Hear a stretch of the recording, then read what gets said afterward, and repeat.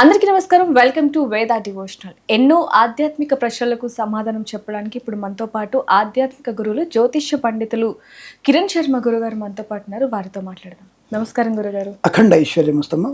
గురుగారు, ఈ నెల 13వ తారీఖు శివుడికి ఎంతో ప్రీతికరమైన రోజు అంటూ కొన్ని వీడియోలు చూస్తూ ఉన్నాం. కొంతమంది పండితులు వీళ్ళందరూ కూడా చేస్తున్న వీడియోలు అన్నీ కూడా చూస్తూనే ఉన్నాం.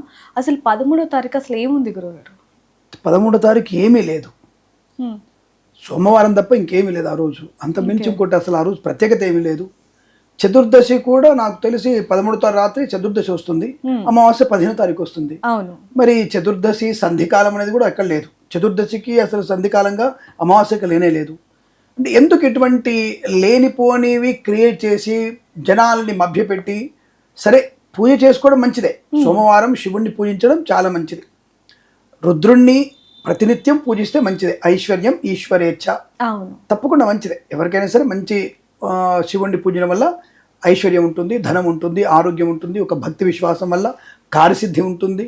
ఆ భోళాశంకరుడు మనం అడిగింది ఇవ్వడానికి సిద్ధంగా ఉంటాడు. ఆయన కనీసం పూజిస్తే స్మరిస్తే చాలు. అటువంటి తత్వం ఉన్నటువంటి వ్యక్తిని ఏ రోజు పూజించవచ్చు, దానికి ఒక ప్రత్యేకత అనేది లేదు. మరి మాస శివరాత్రి ప్రత్యేకత ఏమిటి అంటే, ప్రతి మాసంలో వచ్చేటువంటిది మహాశివరాత్రి సమానమైనది. ఎలాగైతే విష్ణు ప్రీతి ఉన్నటువంటి ఏకాదశి తిథులు ఉంటాయో, శివుడికి ఒక్కటే మాస శివరాత్రి. ఆ సంవత్సరం మొత్తంలో మహాశివరాత్రి ఒకటి. అది మనకి ఫిబ్రవరి మాసంలో వచ్చేటువంటి మహాశివరాత్రి మాత్రమే. కాబట్టి ఇటువంటి విషయాలు వదిలిపెట్టి మనము 13వ తారీఖు ఆరుద్ర నక్షత్రం ఉంది, ఎవరు చెప్పారు ఆ రోజు నక్షత్రం ఉందని? ఎవరు అక్కడేం లేదు. అది ఆ రోజు ఆరుద్ర నక్షత్రం తెల్లవారుధామని వెళ్ళిపోయింది. పోనీ మీకు సాయంత్రం పూట ప్రదోష కాలంలో అసలు అమ్మవారి చతుర్దశి లేదు. ప్రదోషకాలం అంటే రాత్రి ఎప్పుడైతే మీకు అంటే అర్ధరాత్రి లింగోద్భవ కాలంలో అంటే 12 గంటల సమయంలో మీకు ఆ సమయంలో చతుర్దశి ఉన్నదాన్నే మాస శివరాత్రి అంటారు. అంటే ఏ రోజైతే చతుర్దశి తిథి అర్ధరాత్రి సమయంలో ఉంటుందో దాని పేరు మాస శివరాత్రి. ఇటువంటి మాస శివరాత్రి మహాశివరాత్రి సమానమైనది. కాబట్టి ఆ మాస శివరాత్రి రోజున ఆ యొక్క భోళాశంకరుణ్ణి మనం పూజిస్తే అష్టైశ్వర్య ప్రాప్తి కలుగుతుంది. ఇందులో సందేహం ఏం లేదు. సరే, కొంతమంది అన్నాభిషేకాలు చేయాలి ఆ రోజు, పర్వాలేదు చేసుకోవచ్చు, దానికి ఎటువంటి ఇబ్బంది లేదు. కానీ ప్రత్యేకంగా 100 ఏళ్లకు ఒకసారి వస్తుంది, విపరీతమైనటువంటి యోగంతో వస్తుంది. అమావాస్య చతుర్దశి సంధి తర్వాత మనకి ఆరుద్ర నక్షత్రం మాస శివరాత్రి రోజు లేదు. ఇది క్లారిటీ. ముఖ్యంగా గురుగారు, ఎన్నో సంవత్సరాలకు ఒకసారి వచ్చే రోజు అది. శివుడికి ఎంతో ప్రీతికరమైన రోజు. శివుడిని ఇలా పూజించాలి, ఈ విధంగా అభిషేకాలు చేయాలి, వీళ్ళు అంటే ఏ దోషాలు ఉన్న వాళ్ళు ఎలా చేయాలి అనే విధానాలు కూడా మనం చూస్తూ ఉన్నాము. ఏదో కోటి సోమవారాలు సమానమైంది అన్నట్టుగా చెప్పేటువంటి భ్రమ కలిగిస్తున్నారు. ఏదో దేవాలయం 200 మంది చేత 200 అభిషేకాలు చేస్తున్నారు, మంచిదే. శివుడికి సహస్రాభిషేకం చేయండి, ఏకాదశి అభిషేకం చేయండి, అలా అనేక రకాల అభిషేకాలు చేయండి, దానికి ఎటువంటి ఇబ్బంది లేదు, దానికి ఎటువంటి ప్రాబ్లం లేదు. అది ఇంకా మంచిది. దేవాలయంలో స్వామిని సోమవారం రోజున శివుని పూజించడం విశేషం, దానికి ఎటువంటి దోషం లేదు. ప్రతినిత్యం పూజించమంటున్నాం కాబట్టి దానికి ఎటువంటి కంగారు పడక్కర్లేదు. అయితే ప్రత్యేకంగా ఈ రోజుని 13వ తేదీ చతుర్దశి అమావాస్య సంధి కోటి సూర్యవారాలు సమానమైందని చెప్పేది ఆరుద్ర నక్షత్రం అబద్ధం. ఆ రోజు ఆరుద్ర నక్షత్రంతో సోమవారం లేదు, ఇది బాగా గుర్తుపెట్టుకోండి. ఎందుకంటే ఇటువంటివన్నీ కూడా కల్పన. సో మీరు అందరికీ ఏ టూల్స్ వాడుతున్నారు, చాట్ జీపీటీ వాడుతున్నారు. సో దాంట్లో మనకి తిథివార నక్షత్రాలు తెలుస్తాయి మనకి. కాబట్టి శివుణ్ణి పూజించడానికి ఒక ప్రత్యేకమైన రోజు అనేది కేవలం మాస శివరాత్రి రోజున ఉంటుంది. ఎక్కువగా ప్రతి సోమవారం ఆయన అర్చన చేయొచ్చు, ప్రతినిత్యం దేవతార్చన చేసుకోవచ్చు, ప్రతిరోజు అభిషేకం చేసుకోవచ్చు. ఒక నక్షత్రంలో పుట్టారు ఎవరన్నా, దోషం వచ్చింది, అభిషేకంతో చేయమని చెప్తారు. ఏదైనా ఒంట్లో బాగాలేదు, అభిషేకం చేయమంటారు. ఏదో ఒంట్లో ఇంకా బాగాలేదు, రుద్రహోమం చేయమంటారు. అంటే ఇవన్నీ చేయడం వల్ల ఏమవుతుందంటే లౌకికమైనటువంటి ఒక అనుభూతిని పొందుకొని, శారీరకంగా దృఢత్వాన్ని పొందుకొని, మానసిక విచక్షణతో చేసే పనిలో అనుకూలతని పొందుకుంటాం. అంతే తప్ప చతుర్దశి అమావాస్య సంధి ఉంది ఈరోజు విశేషం అన్న వాళ్ళని తాట తీస్తాను నేను జాగ్రత్తని. ఎందుకంటే మీరు పూజ చేయమని చెప్పండి, అభిషేకం అన్నాభిషేకం 200 మందితో 300 మందితో అభిషేకం చేయించండి, నో ప్రాబ్లం, చాలా మంచిదే, అధిక ధనలాభమే, ఐశ్వర్యము, స్వామివారి అనుగ్రహం ఉంటుంది, ఇది కాదనట్లే. కానీ దీంట్లో మసాలాలు వేసేసి దాంట్లో మసాలాలు పూసి దాంట్లో ఇంకోటి దాంట్లో ఐస్ గడ్డలు పెట్టి ఇంకో గడ్డలు పెట్టి ఉల్లిపాయలు వేసి అలాంటివన్నీ కూడా ఇలాంటివి చెప్పకూడదు. ఏ శాస్త్రంలో ఉంది? ఎక్కడ నుంచి చెప్పండి నాకు. 4 కలిసి అని చెప్పి సంధి అని, ఆ సంధి అని, ఈ సంధి అని ఎక్కడ చెప్పండి. ఆ రోజు చేయమని ఎక్కడ చెప్పారు మీకు చెప్పండి. సో ఏదైనా శాస్త్రంలో ఒక చిన్న శ్లోకం చెప్పండి నాకు.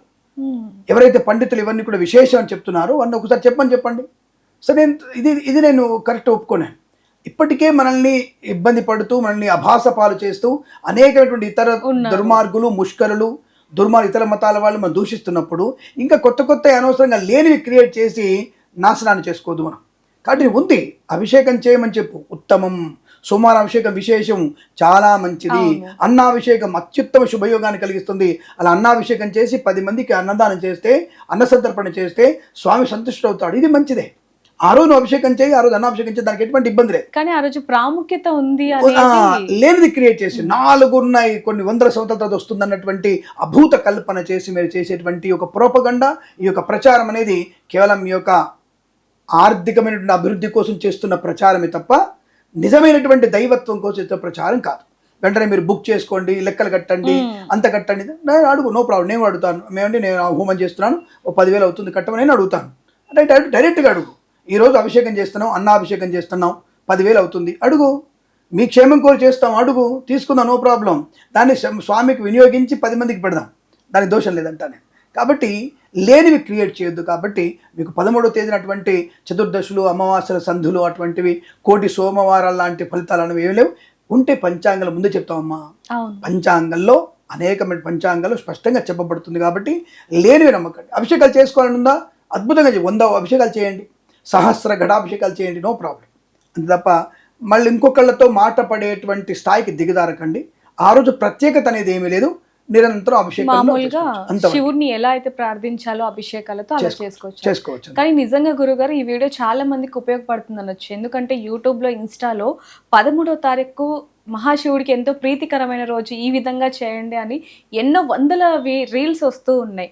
వాటన్నిటికీ ఒక సమాధానం అయితే చెప్పడం జరిగింది. థ్యాంక్ యూ గురుగారు. శుభమస్తు. అంటే అందరినీ అర్థం చేసుకోండి. శాస్త్రాన్ని మనం ఎప్పుడు కూడా తప్పుగా మనం భావించి తప్పుడు మార్గంలో తీసుకెళ్ళకండి. నిత్య ధూప దీప నైవేద్యాలు, అభిషేకాలు చేయండి లోక కళ్యాణం కోసం. ఇంకా చేద్దాం. ఇప్పుడు వర్షాలు రావడానికి తప్పకుండా స్వామికి అన్నాభిషేకం చేస్తాంటే చేయండి, మంచిదే. కానీ శాస్త్రాన్ని తప్పుదో పట్టించేట్టుగా, లేని విషయాన్ని చెప్పేట్టుగా మనం చేస్తే మాత్రం కుదరదు.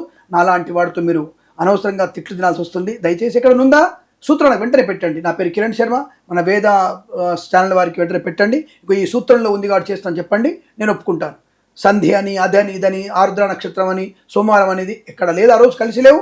మీరు చెప్పిన మాటకే మీరు కట్టుబడి ఉండండి. మీరు అభిషేకాలు చేయండి, కానీ తప్పుడు ప్రచారాలు చేసుకుంటూ ధర్మనాశనానికి పూనుకోవద్దు.